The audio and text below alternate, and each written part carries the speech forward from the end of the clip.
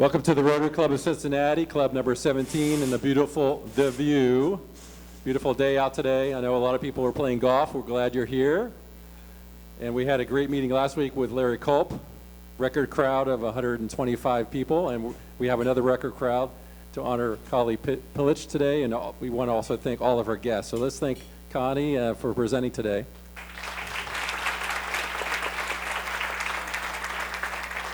I wanted to start early because I have three big announcements, three things I want you to remember. The first is, you probably saw this email this morning, we're going to have 2 learning sessions to learn about how to become a board member or an officer. So if we want to step in the shoes of Ed Mathis, Lisa Lickert, and myself, or any one of the presidents into the role of board members, every year we have 3 board members that we need to select. We're going to have 2 sessions at 11 a.m. on May 1st and on 5/29 before the meetings. Please come and you'll hear directly from board members and the executive team on what is involved in that role, what are the requirements, what are the application process, and to learn more about it and answering your questions. If you can't make it on the 1st, we have one on the 29th. The second thing is, next Thursday, we have the Cincinnati Public School Superintendent, and we give out awards. We want to, again, have a great presence for CPS. It's a great event. We want you to attend, and you have until this Friday at 5 o'clock to sign up. The third thing I want you to remember is the Derby Party, which is a week from this coming Saturday, is a great way to create collaboration, socialization, and good times within our club. It's from 2 to 5. At Stepping Stones. We're going to have food, drinks, and games. We want you to sign up. I'll send out a reminder this afternoon with a sign up. We want all to attend. If you can only come for an hour or two, that's fine. It is $45 to attend, and that covers all of the food and drinks. So the 3 things are learning sessions, 2 of those, May 1st, May 29th, CPS Day next Thursday, and Derby Party. And without further ado, we're going to get a meeting started with the national anthem led by Bill Stilley.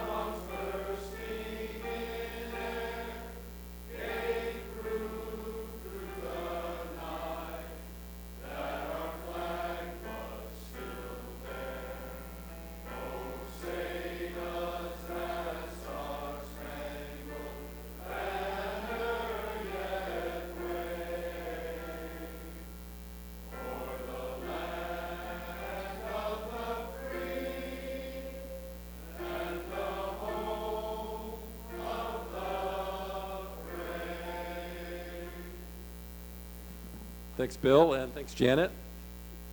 So I'm going to call up Molly Rydell for the 4-way test and invocation. President Eric. Good afternoon, fellow Rotarians and guests. Please join me in prayer. Almighty Father, we are thankful for this day that you have given us, for its challenges, its blessings, and its opportunities. As members of Rotary, we pray that we are ever mindful of opportunities to render our service to others in our community and around the world. We thank our guest today, Connie Pillich, for her years of military service and public service, which makes our community a better, safer place. Thank you for this beautiful day, this wonderful lunch, and the camaraderie that we all enjoy at Club 17. May we all appreciate what you have provided us, and may we continue to be blessed by you. We ask these things in your name, Almighty Father. Amen. And now let us recite the 4-way test of the things we think, say, and do. Is it the truth? Is it fair to all concerned? Will it build goodwill and better friendships? Will it be beneficial to all concerned? Thank you. You may be seated. To announce our guests and visiting Rotarians, we have Laura Quinlivan.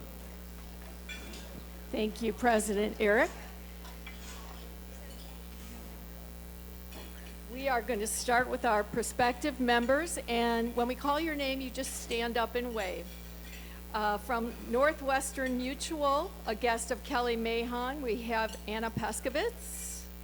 Anna, there she is, back up. Guest of Jason Rinsky today with Room Insurance Agency is Chris Room.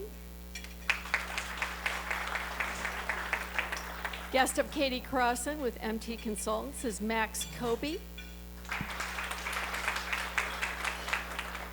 And with Jim Crowley, we have Ted Willis.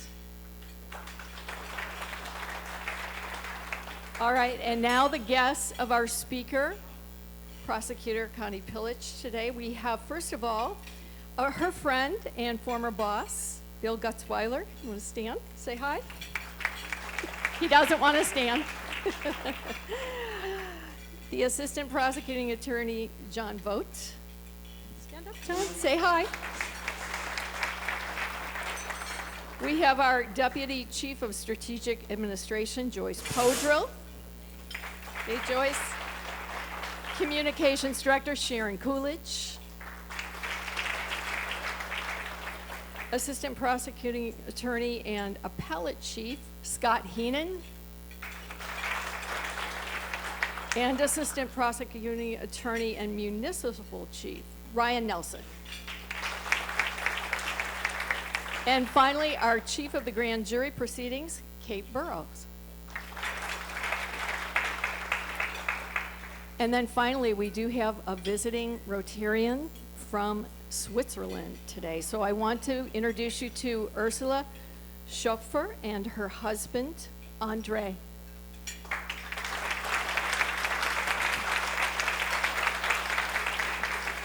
And if you would come up for the flag exchange, Eric's going to do the flag exchange with you.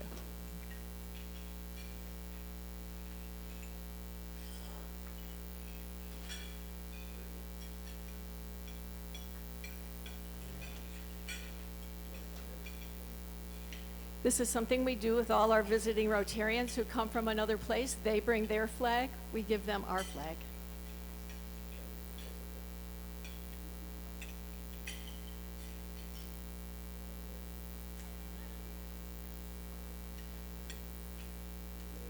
All right, welcome.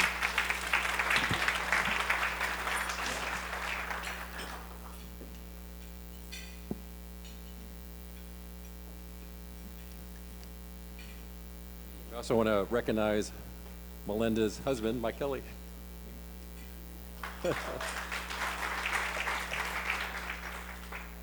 All right, so we have a big event, big event today, meeting sponsor Kelly Mahon with Weather Pods. Kelly, will you join us? And thanks for all your support of the club, not only being today's sponsor, but also being the lead of Rotary Do Days for many years. I'm not holding this like Lori Quinlivan. Thank you, President Eric, and to the Rotary Club for letting Weather Pod sponsor the meeting today. Our company invented the first portable pod designed to keep people safe, warm, and comfortable outdoors, regardless of the weather. We have lots of styles, we have lots of colors, and we have lots of pods. Being is that we import about 90% of our products, you can imagine, it's been a tumultuous few weeks for us, and many other businesses, large and small. But I don't want to talk about that today.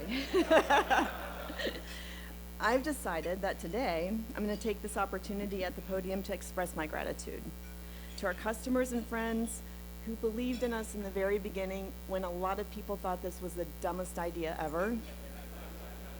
Thanks to many of you, so many of you here, who have supported our company and myself throughout the years. We're actually celebrating our 15th anniversary this year. And sadly, this isn't my first rodeo. This is my second company. And I've steered this and my former business through tumultuous times before, and I'll do it again. We can't control all that happens. We certainly can't plan for everything, but we can choose how we respond. And mine is being thankful for the many friends I have in this room, my daughter, Hannah, who's here today, my family, and to my employees who are also here today.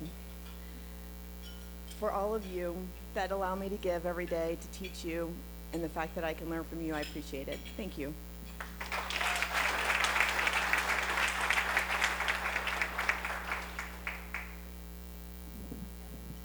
Thanks, Kelly. And you can see after the meeting, you can go by and see the weather pod displays, both outside and inside the view. It's my pleasure to bring up Pete Armstrong to kick it off with the new member sticker tear-off.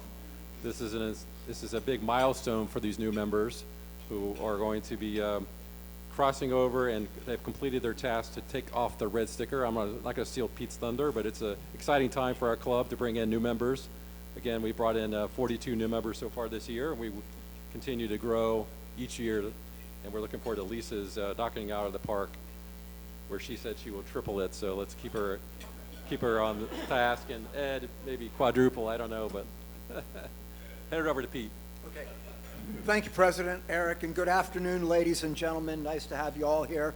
It has given me immense pleasure to serve as a new member coordinator, and today we are going to recognize 10 new members who have completed their new member checklist. They've been working on it for months. It's been difficult, it's been trying, they've had a good time, and sometimes it's been an effort. But as I call your name, if you're in attendance, please come forward. Rocky Saccone, Colleen Clark, Elaine Hips, Diane Nevius, Walter Mitchell, Laura Wolke, Lisa Lucas, Laura Broerman, Mike Mangicaro, and Taylor Young.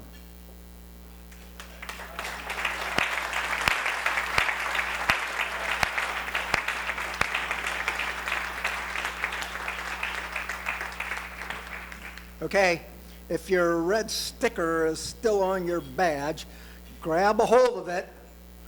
Ready? 1, 2, 3. Tear it off. Congratulations. You are now fully initiated members of the Rotary Club of Cincinnati with all the rights, privileges, and responsibilities. We have a memento for this occasion for you. Thank you to all who have served as new member advisors. We've had 42 new members come in, so that means we need a potload of advisors. And it is a particularly vital role, and we appreciate your support. So as we have this steady stream of new members, we want to thank all of you. And now go forth and remember service above self. Good job.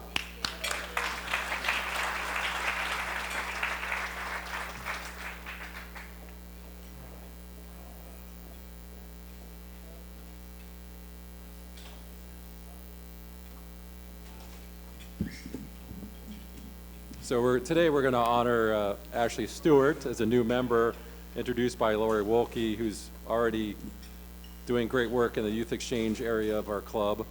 And I've met Ashley at various Rotary events, and I know she's going to be a great Rotarian.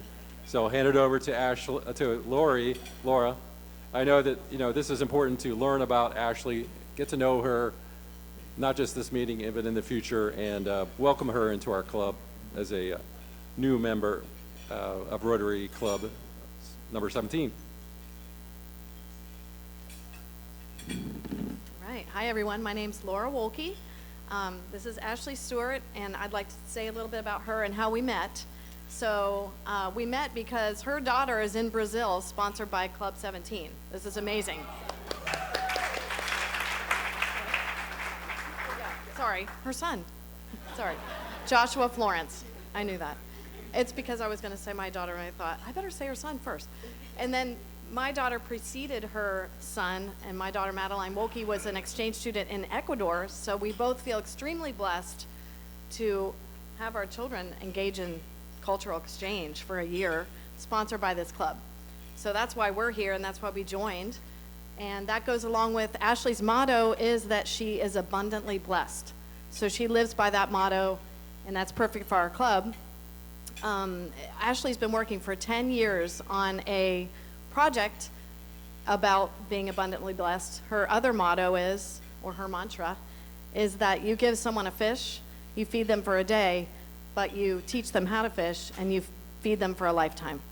So that's what she is trying to do. She's actually working on a proposal, let's say, called Pass the Plate. She has developed a lot of skills and talents, and she believes in sharing those with anyone around her who wants to learn. So she's got information about property management. She is currently investment management, right? Working in investment management, being a realtor, day trading. What did I miss? And she also is running her own small business. And this I love. She learns from the younger people around her. So she uses TikTok. She said, I've learned so much from them. So she's open to learning from anyone. And she would like to pass that plate along. So her plan is developing still. And hopefully she'll find a spot to do that and offer, free skills, training classes, so that other people can learn from her. And collaboration with others so she can learn from others as well. So she also was in the Army Reserves when she was younger, and had Joshua Florence, who's the one that's in Brazil. She has another son and a daughter who are younger. They're full of energy and fun, just like their mother, who is spunky, energetic, competitive, as we found out at Pickle Graw. I invited Ashley. I played tennis and racquetball and ping pong, but pickleball, oh my goodness, she was doing great. So we're going to get it together next year and do better. And once she found out there was money involved, her attitude completely changed. She was like, I didn't know there were prizes. Yeah, she was like, I'm stepping it up next year. So be on the lookout for Ashley next year with Pickle Graw. She also likes to spend her time skating. We went skating together with her two kids, and as well as dancing. She'll take any type of dance class. She likes to just stay fit by doing fun stuff. Yeah, and she's made a commitment to Rotary. She's been to many lunches and done many volunteer activities. We haven't even talked about it, and then she shows up, and there we are together, and we're like, oh, I didn't know you were coming. So it's been fun to get to know one another. So thank you for getting to know Ashley.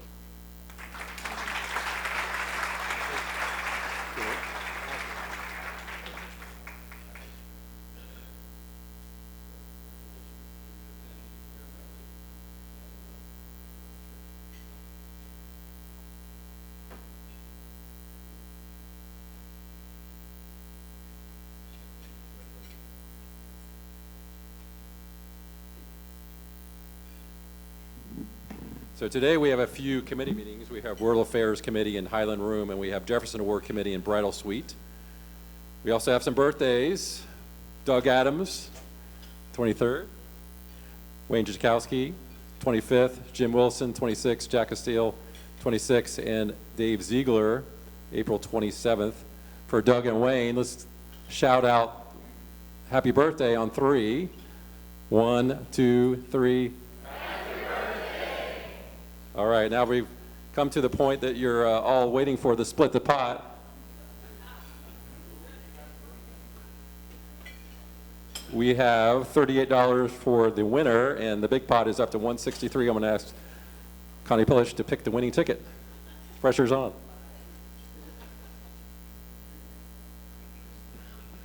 Okay.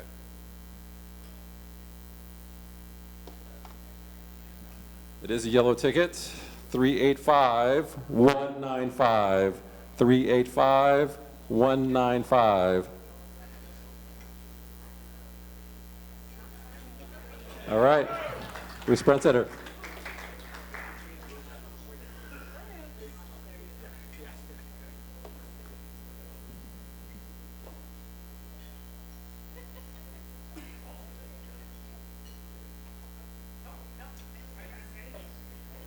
So close. So another announcement, our next professional development series event entitled Feedback That Works, Authentic, Actionable, Transformative with Ann Thompson, Leadership and Career Coach, will be held at 11 a.m. before the Thursday, May 15th meeting. Feedback has the potential to unlock personal growth, foster stronger connections, and drive meaningful results when done well. Sign up for that event in DACDB. The neighborhood coffee is on Tuesday, May 20th from 8 a.m. to 10 a.m. at Cream and Sugar Coffee House on Montgomery Road. Feel free to bring a guest or prospective member, RSVP and DAC-DB. And as an update, I know Ed set out the email, but the nominating committee roster is we are having people that volunteer. The deadline for the 7 volunteers that will be selected by the board, 4 that will be at large and 3 alternates. The deadline is May 1st. If you'd like to volunteer and be considered for the nominating committee, please reach out to Ed Mathis. Can you raise your hand? It'll be either by email or person, Rotary meeting. You can even talk about after this meeting. And as a reminder, we're having the May 1st and May 29th learning session on the board and officer positions. So without further ado, I'm going to hand it over to our Rotarian, Jim Crowley, to kick it off with today's program. Thanks, Eric.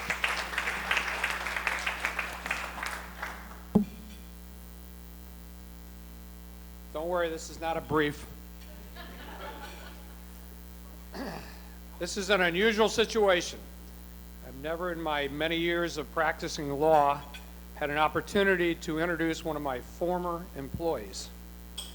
Bob Gusweiler, sitting over here, was also an employer of Connie's after I was.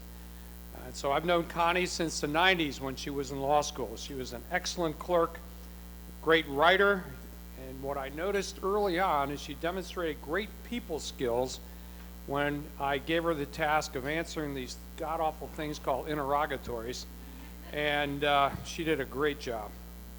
Connie's from upstate New York. She came to law school here in the early 90s after clerking at Condritzer, Golden and Frank, which was my successor law firm. Ed Ehlers and I were junior partners in that firm when Connie worked for us. She got to work for Marcus Condritzer, Baron Gold, and Jerome Franks, who were excellent mentors of mine and of hers. She later practiced as a trial lawyer in Bob's firm, that's Gusweiler and Clodfelter. She did a wonderful job. I've talked to Bob about this many times. As a trial lawyer, handling all kinds of cases, including adoptions, civil cases, criminal defense cases. She had a wide range of experience. So when she ran for state representative a number of years ago in the area containing Montgomery, Roselawn, and I believe Amberley Village, I went door to door with her daughter. We had a great time. I actually ran into one of my old clients in Roselawn, so that was kind of interesting. And she did a wonderful job as a state rep. She had 3 terms in Columbus. I would talk to her from time to time to find out what was going with certain legislation, what was going to happen to it. She gave me a kind of a heads up on who the principals were that were running the show with respect to the legislature. I had many talks with her over the years about just her practice, her family. One thing I'll say about Connie, she demonstrated great capacity and companionship with respect to her family, but she also demonstrated in the classroom as well as the courtroom her ability to listen. That is an underdeveloped trait in American society nowadays. There aren't enough listeners. Plenty of talkers. We'll never run out of talkers. But we could use a lot more listeners, and that's one of Connie's greatest skills, is as a listener. As you might know, she won the 2024 election as the first Democratic prosecutor in 92 years. And I looked up,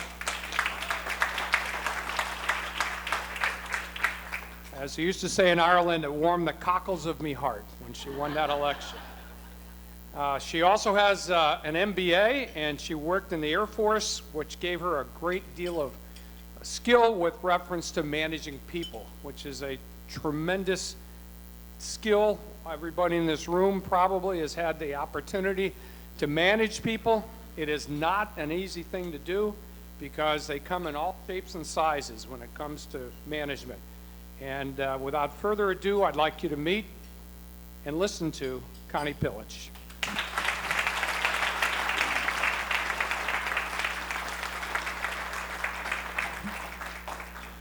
Thank you, Jim.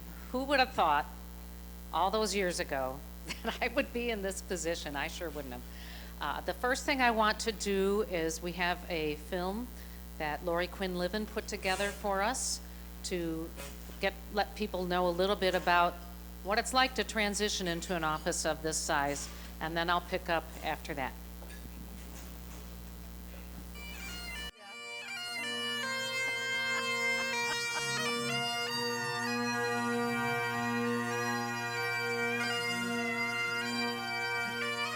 The historic nature of my election, first Democrat in 92 years, the first woman ever elected to this position. This is the first Democratic prosecutor elected in over 90 years, Connie Pillich. So many people from so many parts of my life were there to support me. The rabbi who has influenced me a lot, the pastor who gave a blessing. God bless you. Thank you, Bishop. Of course, my husband, and people who are definitely going to be impacted by the work we do here. They were all there, of my ability and understanding. Yay. Thank you. And justice really is just treating people fairly.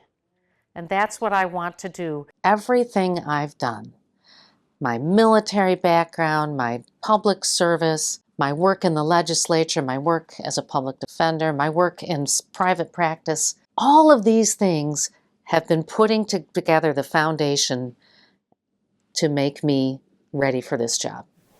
All right, good morning, everybody. We have 200 employees here. The first day we were actually open, I called all the attorneys into a large meeting space. I'm Connie Pillich, I'm your new prosecuting attorney. It's really an honor to be here today. We're all one team right now. We're united in our mission to deliver justice with integrity to the citizens of this county. And if you're willing to be on this team, I ask you to stand and raise your right hand. As an assistant prosecuting attorney of Hamilton County, Ohio. According to the best of my ability and understanding. According to the best of my ability and understanding. Well, congratulations, assistant prosecuting attorneys of Hamilton County. Good job. As soon as I swore everybody in, they went back to their offices to get ready for court, and I walked the halls to introduce myself personally and to shake hands. And what do you do, Jordan? What's your story, Jen? What are you working on today? One of the things that surprised me most about this job was how much of my job is not in the courthouse, but out in the community. Because what I do in my office has a great deal of impact on law in Ohio. Hi, Connie. I'm Megan. It's so nice to meet you. Good to meet Yes. you. Nice to meet What's you. your story, Dwayne? Executive producer here. What's your story, Nicole? Oh, I'm doing Hyde Park Square developments. I'm Connie. I'm the prosecutor. Media has been an important element of our outreach as well. Every news station has a morning meeting. I had no idea about this, where their news team gets together to figure out what the big stories are of the day. Anita Farrell, I'm a producer as well. How many producers does it take to produce a news program? One for each. show. I've told them what I've been talking about for the last year, training our lawyers, modernizing the office. We are trying to upgrade our case management software, auditing our work, and doubling down on ethics. We're not going to cut corners. We're not going to cheat. We don't need to. Spartan. When we went to District 3, because I'm an unknown to a lot of these officers in the city. Good morning, everyone. Good morning. All right, I'm Connie Pillich. I'm the new prosecutor. They just wanted to know what I was thinking and if I was going to treat them fairly. And I think I've shown that I have. The suspect throws a bat at the officers, then he goes back inside of his house. He comes out with a 28-inch axe, which he throws at them. That's it flying through the air. Shortly after that, he charges at the deputies, who tonight are being praised for their response to this behavior. Any attack on law enforcement is an attack on public safety. My first big press conference as prosecutor was to reveal the indictment of the people who burglarized Joe Burrow's home. Next slide, please. This slide shows the three men involved posing while wearing some of Joe Burrow's jewelry and accoutrement. These officers have gone above and beyond their regular jurisdictional duties because they've had to follow the case I have to think that my military background has been instrumental in preparing me for this role. One of the things that I learned is that when you come into a new assignment, the last thing you want to do is come in with a chainsaw and break everything, because that is the way to destroy morale and destroy your mission readiness. My focus here has been to keep us prepared and keep us ready for the mission at hand, which is prosecuting cases with integrity.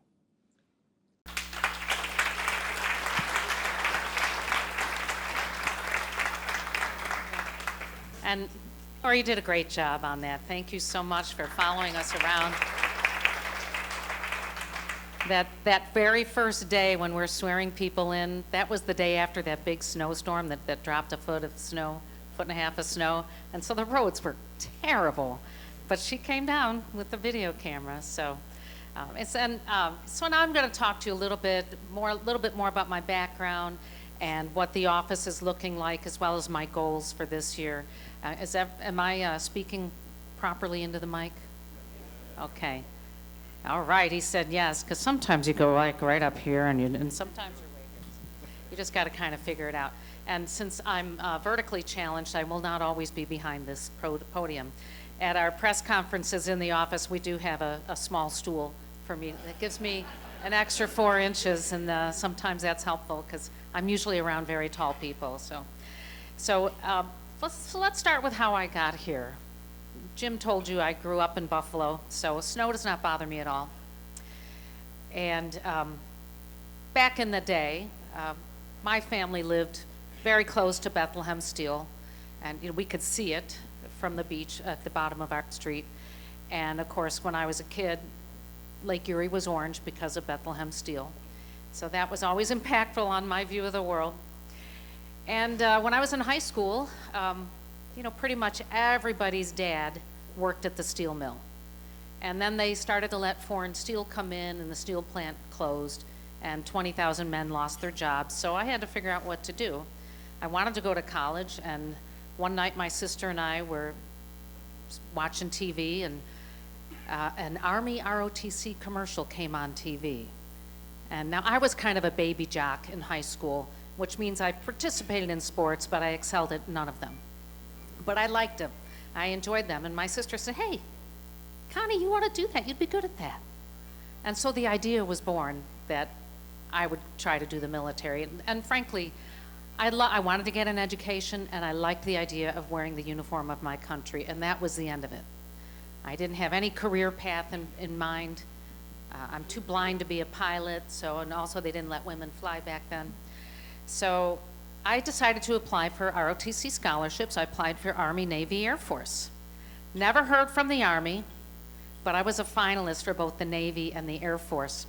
And so you have to go in for an interview. And of course, my Navy interview was in downtown Buffalo, and guess what happened the night before? 2 feet of snow. And now in Buffalo, they get the streets all cleared. But we had a long driveway, so my sister and I had to get out and shovel all that snow. And she drove me downtown, and the snow is blowing, and it's a little scary. She drops me off at the Naval Recruiting Station, and I walked in, and there are these 2 gruff, old Navy guys. They must have been 30 years old. And I don't remember much about the interview, except for one question. They said, "Don't you think there'd be social problems if women were allowed on ships?" And I said, "Well, what do you mean, VD?" I did not get an offer from the Navy. So, however, the Air Force decided to give me a chance, and they gave me actually in the Air Force they give you a major that you must study. And so I, of course, listed chemical engineering, chemistry, computer science. I can't remember what the other one, but I had to fill in the 5th one, and I didn't know what to do, so I just said, business administration, and that's what I got. And it really, they didn't give those out very often. I learned later as a recruiter that they were very, very few and far between.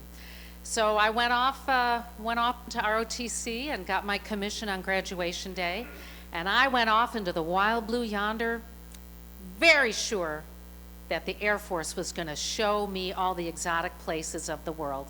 And you know what? Right away, I went to Biloxi, Mississippi. That was my technical training. I was in electronic communications, was the general career field. And then right after that, Grand Forks, North Dakota. And you guys think you've seen cold. I thought I had grown up in the cold. I got up to Grand Forks. My sister, again, she rode with me up. We're driving up from the Gulf Coast, right?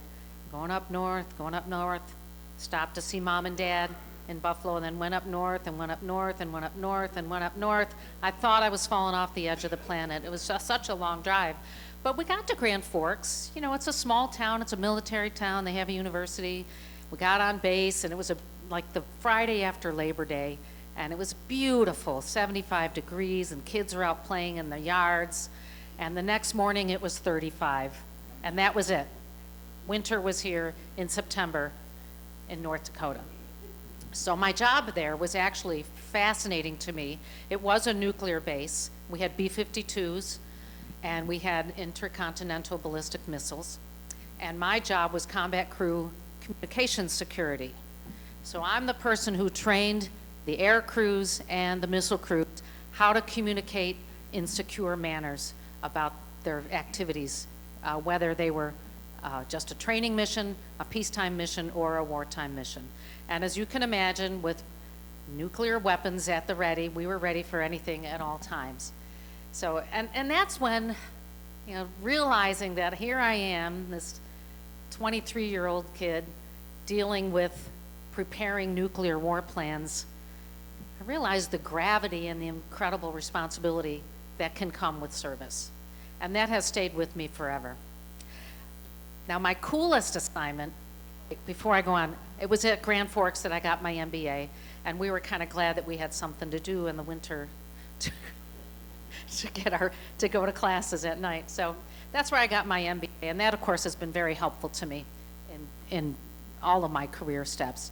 So the coolest assignment I had was 90 miles behind the Iron Curtain in what was then West Berlin. The wall was still up. It was very weird to have this one central air traffic control building where we had the Brits, the French, the Americans, and the Soviets, because this is an ancient history, it's Soviets at the time, all working there as allies to keep the air corridors open into free West Berlin. We were the occupying army, and the only benefit we got with that was we got to ride the metro, the subway, and the buses for free. So, but that was nice, you know, so we could go anywhere in the city. And then the best assignment I had was when the Air Force sent me to the University of Cincinnati to be an ROTC recruiter. And the reason that was best, first of all, we all know how beautiful our city is. I mean, it's right there. But yay, Cincinnati. The real reason it was the best was that 2 days after I moved into my apartment, I went out for a run and I ran into my husband. Almost literally. He was a big runner back in the day, and so that's how I started to plant roots in Cincinnati, was in the running community. So we got married and I got out. And about 6 months after we were married, I was coming out of the women's meeting at church, and I got mugged, and I got roughed up. The guy dragged me down the street because, by golly, I'm an Air Force officer. I'm not going to let go of my purse, but he managed to have the best of me. And it was hard. It was very stressful, very traumatic. It caused a miscarriage a few days later. Cincinnati police were very, very good to me. They drove my car home. They notified my husband, and they kept up with me. Of course, you know, we never caught the guy, but that wasn't the point. The point was that someone was there to take care of me. But that's what planted the seed in my mind that I had to do things to make the world safe for women and girls. And if I did that, it would be safer for men too. So I started to get involved in things in the city. And one of the things we worked on, my friends and I, we lobbied Cincinnati City Council to create a mandatory arrest policy when there are domestic violence calls. And they did that. And within the first year, the murder rate went down 85%. It was enormously successful. I've not checked lately, so you just still behave. And the second thing we worked on was asking the legislature to have insurance pay for mammograms. Can you believe the difference? Can you imagine not having that covered by your insurance today? And actually, it was one of the state representatives from Cincinnati that championed that bill, and I can't remember her name. It was Jackie O'Brien, I think, was, somebody remembers her. So she championed that. So, you know, we can work together on issues and sometimes make a difference. After that, I decided to go to law school, and I went to UC. And when I was a law student, I clerked for Jim Crowley. And that's when I started to learn more deeply that there's a lot of people who struggle through no fault of their own. They grow up, they finish school, they get a good job, they get injured, something happens, they have a medical bankruptcy, or they have other injuries. And that helped me expand my concern for my fellow man. And then when I got out of law school, I decided to work with Bob Gutzweiler.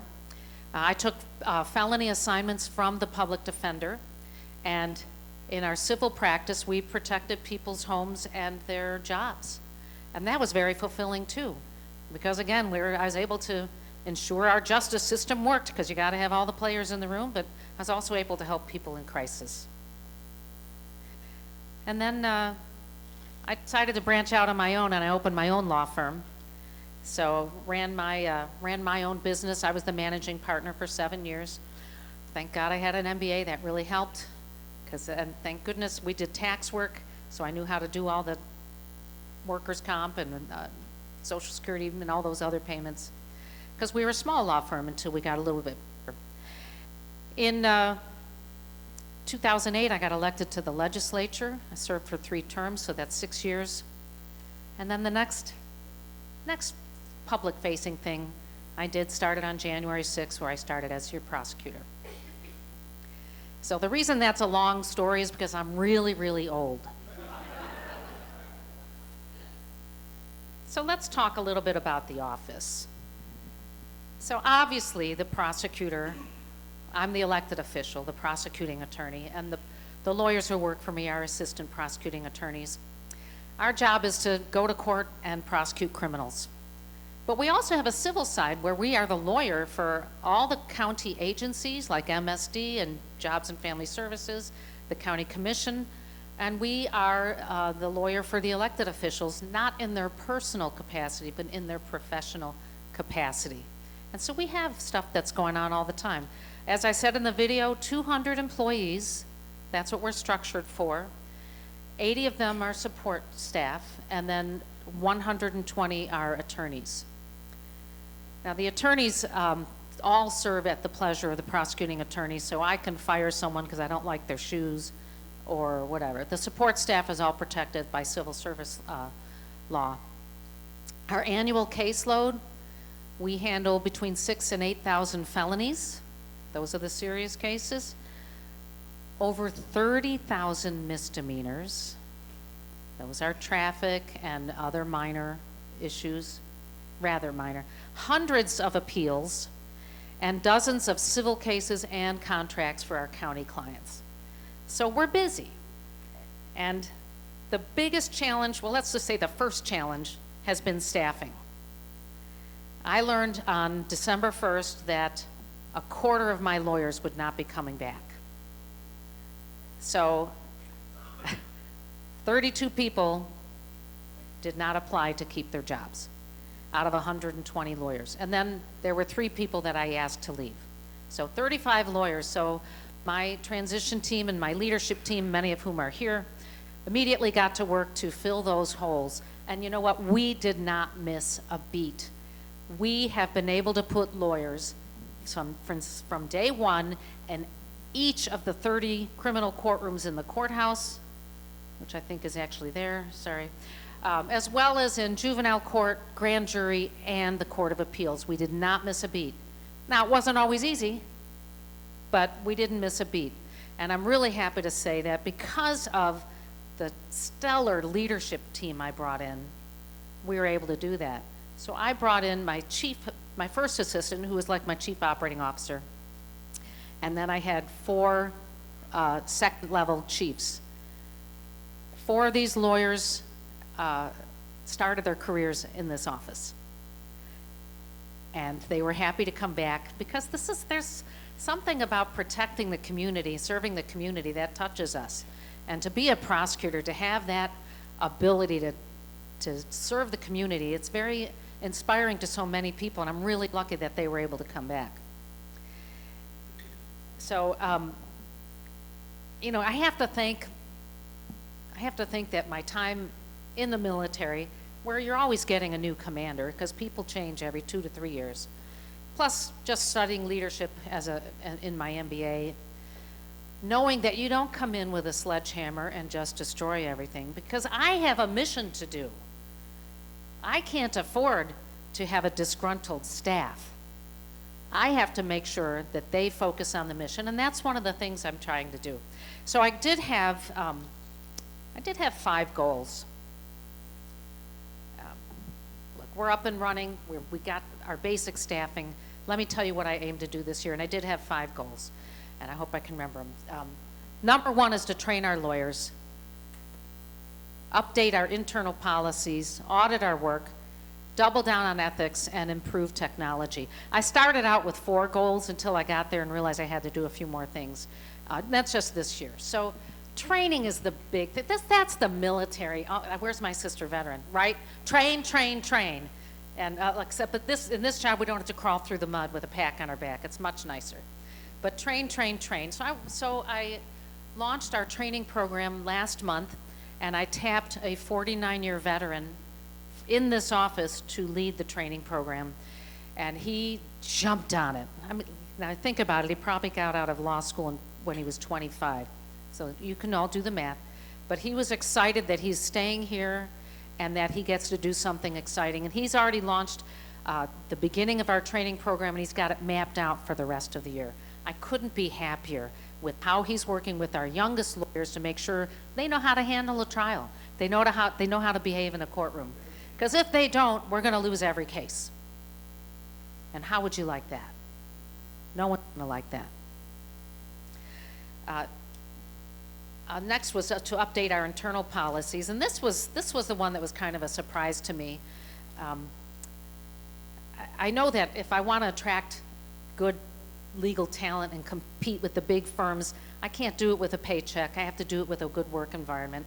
And one of the challenges we had was our system of promotions. In the past, people had been promoted based on time and service. Well, we switched that to be based on merit. So the talented people are rising to supervisory positions. Number 2, we restructured our courthouse presence so that I always had a floater who could step in to help someone on an emergency or for a more difficult question. And number 3, believe it or not, this is what most of the lawyers I talked to wanted. We created a parental leave policy. Now the office had a little one. They had one that offered 4 weeks paid leave, which if both parents worked in the office, they had to split between the 2 of them.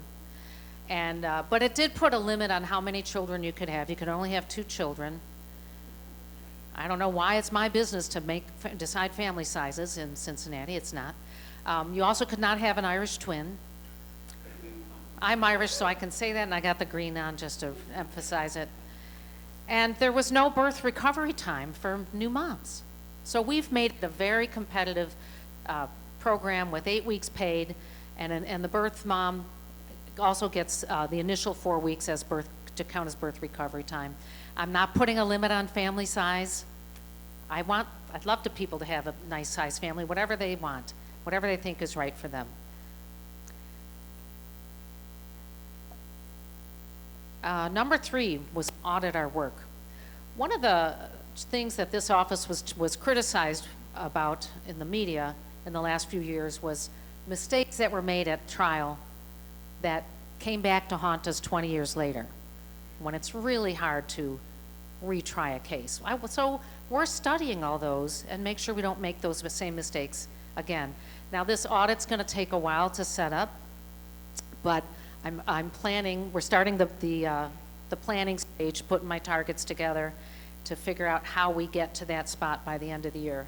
And I'm doing a lot of consulting on the other prosecuting attorneys across Ohio who already do this, and in some other cities as well. Number 4, double down on ethics. I'm a military officer, and we take that ethical thing pretty seriously. So I think we need 2 reasons to have an ethics officer. One, when we advise our county officials, they need to be able to recognize and understand potential conflicts of interest so they don't do something stupid with our tax money. And number 2, my trial lawyers need a safe, unbiased place to get information on ethical duties and professional responsibilities. And I'm modeling this on what the U.S. Attorney's Office has been doing, because they have a very good program that's highly sought after by all the other U.S. attorneys in the state of Ohio. And finally, we're going to improve technology. Now, look, we have been using Windows 10. We've upgraded to Windows 365. Yay, that's number 1. Number 2, we're doing something more serious with installing a state-of-the-art evidence tracking software program. That's going to be started in July.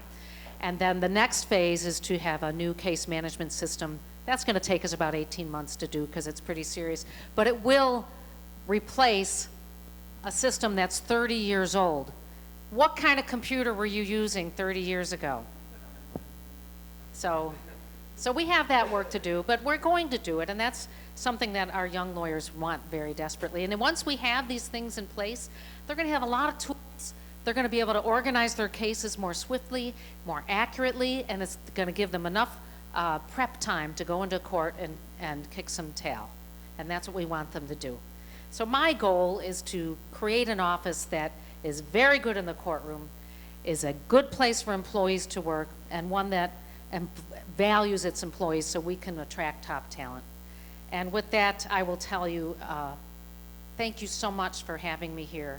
It's truly an honor and a privilege to serve you. And I appreciate your focus on public service too, because we all share that.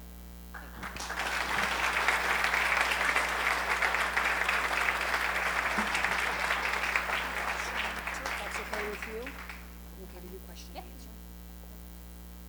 Who has a question?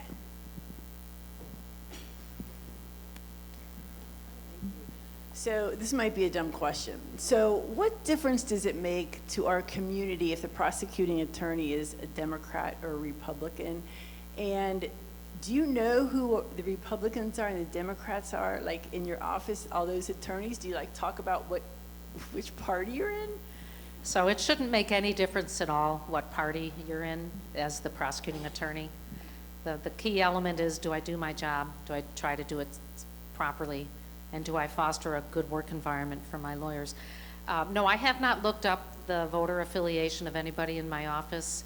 I know that I've promoted someone who ran for judge last year as a Republican. I promoted the daughter of Joe Dieters. So I don't know what her politics are. I'm assuming she's a Republican. I don't know. But I've lived in Cincinnati for a long time, and I just assume everybody I know is a Republican. So.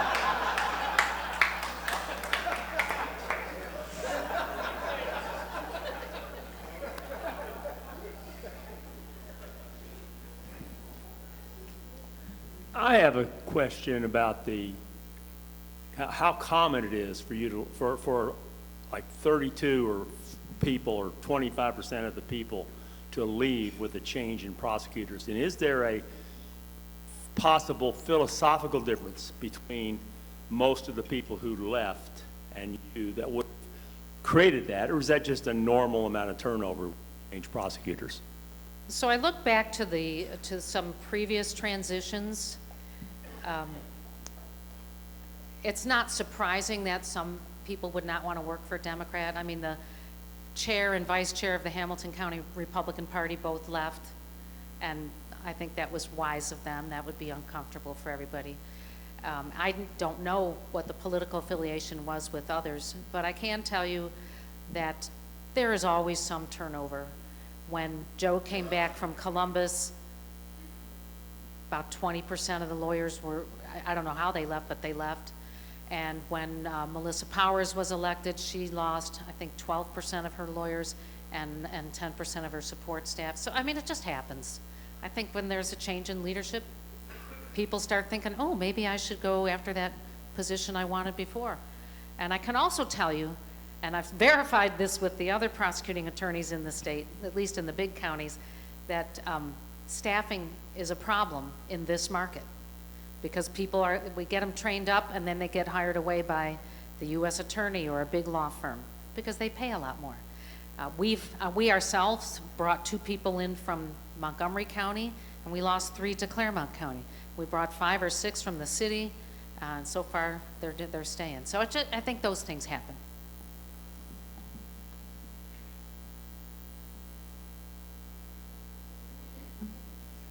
Yes, sir. So what's the biggest case that your office has been working on lately, if you're able to share that? Well, I'll tell you one thing about having a top secret security clearance in the Air Force is I learned to not talk about stuff. But we have had some noteworthy cases. Obviously, the Joe Burrow burglary was one. And look, that's because we had the FBI and the U.S. Attorney and the City of Cincinnati Police Department and other police departments all working together. That's not isolated to Hamilton County, although we had the best case against them, which is why they let us prosecute it here. We've had 3 police-involved shootings. I would say those were challenging. So what I decided to do for the transitional period is if there's a police officer who shoots somebody, my office is going to respond. And we've had 4 or 5 lawyers respond so we can get trained. And having to make the decision about whether that was a justified shooting or if it was criminal is huge. I took it very seriously. We had one in Columbia Township, so the sheriff responded to that. We had one in Cincinnati, so CPD responded to that. And we had one in Laughlin, and that was, I think, Evendale Police was I think it was in their jurisdiction. So all different jurisdictions. Fortunately, the first 2, nobody died. In the first 2, we had ample evidence of the person who got shot charging at the officers trying to back up and use de-escalation techniques, ample evidence. Kudos to CPD and to the sheriff for training their officers that way. So those I found were both justified. And then there was the case of the Samuel Mumaru Tete, who was walking on I-75, and just by coincidence, a whole bunch of police responded to a stolen vehicle. And one of the officers from Laughlin saw this guy walking. I said, I wonder if he's involved with this stolen vehicle.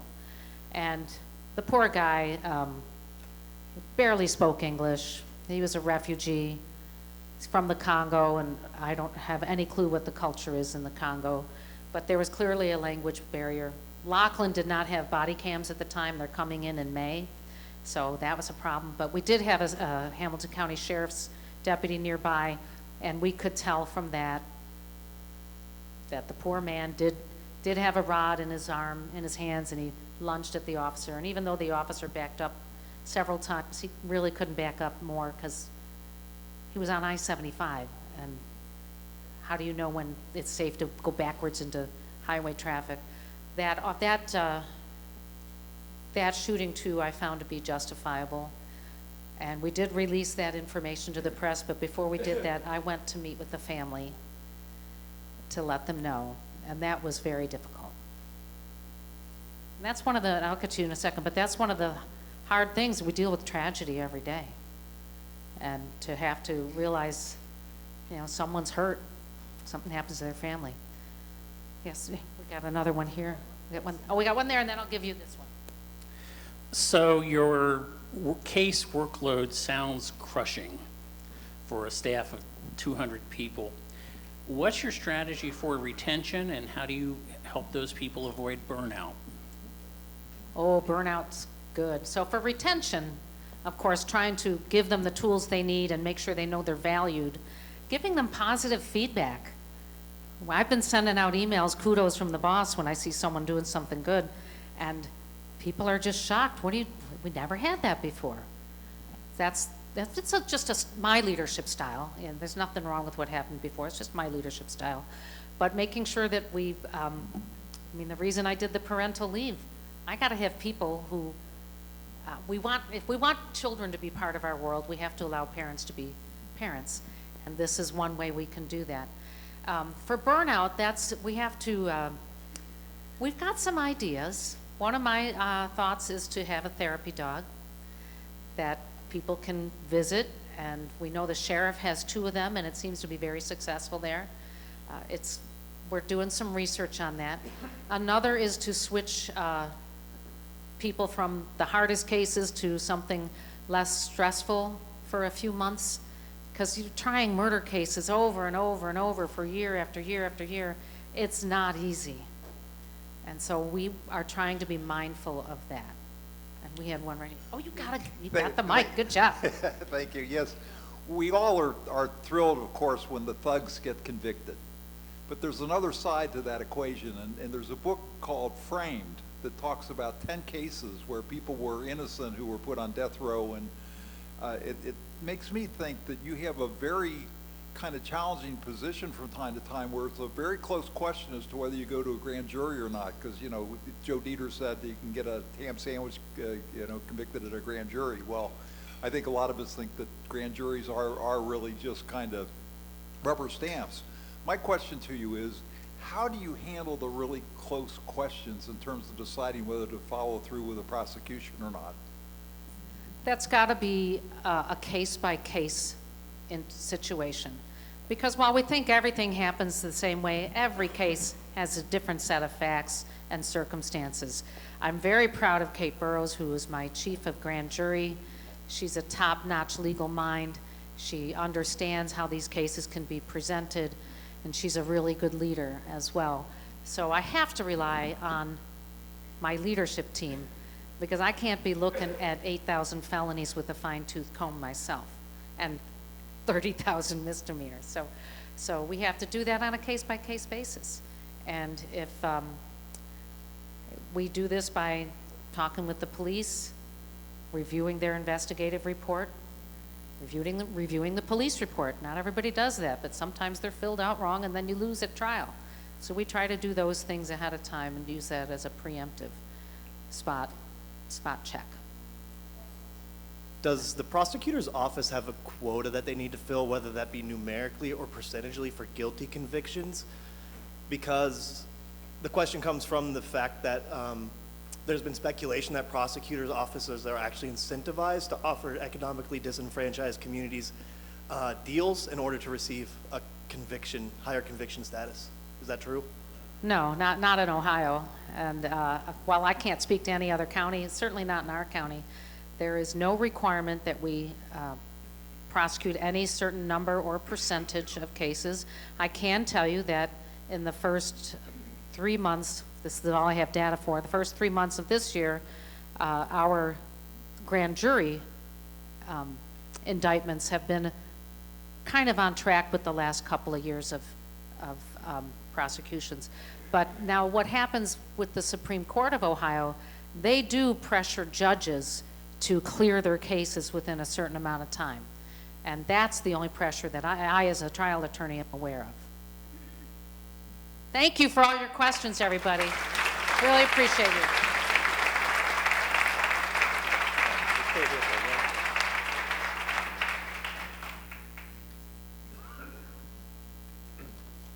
Let's thank Connie Pillich for being here again today and sharing her wisdom with us. So it's a tradition in our club to make an honorarium in your name to the End Polio No campaign, which is a global eradication of polio. We're this close to eradicating that. My dad was a polio survivor. That's the only reason he didn't go to World War II. So that means a lot to me. Well, we appreciate that insight. And then secondly, you talked about the beautiful skyline. You look out here, we opened the windows so you can all see this. We have a special